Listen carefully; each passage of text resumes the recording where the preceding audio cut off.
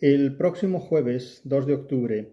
estaremos en la Facultad de Ciencias Jurídicas y Sociales de Toledo de la Universidad de Castilla-La Mancha para hablar, dentro del área de Derecho Mercantil, coordinada por la profesora María Cristina Escribano Gámir, de dos escritores hispanoamericanos, de Gabriel García Márquez y de Mario Vargas Llosa. Hablaremos respecto a ellos de sendas novelas, 100 años de soledad y La fiesta del chivo.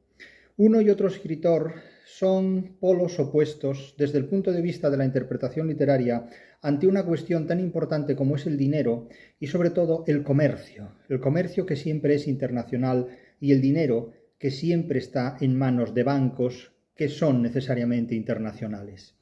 Si Mario Vargas Llosa toma como referencia la dictadura y el totalitarismo del déspota, del sátrapa en República Dominicana,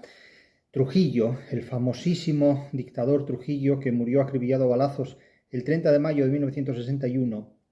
y toma como referencia a las democracias occidentales como la auténtica tesorería de las malversaciones económicas de los totalitarismos,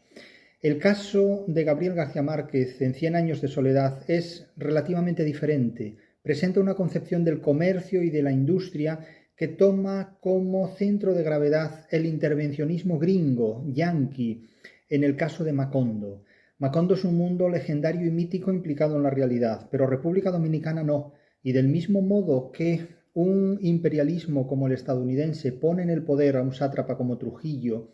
y gestiona de alguna manera sus finanzas, tal como se detalla por parte de Mario Vargas Llosa en esa novela, del mismo modo que eso ocurre en La fiesta del chivo, en el caso de 100 años de soledad, la relación de la literatura con el dinero es enormemente diferente. A unas y a otras cuestiones haremos referencia en esa intervención el próximo jueves 2 de octubre en la Facultad de Ciencias Jurídicas y Sociales de Toledo, área de Derecho Mercantil. A las 10 de la mañana, en el aula magna, ahí estaremos para hablar de Mario Vargas Llosa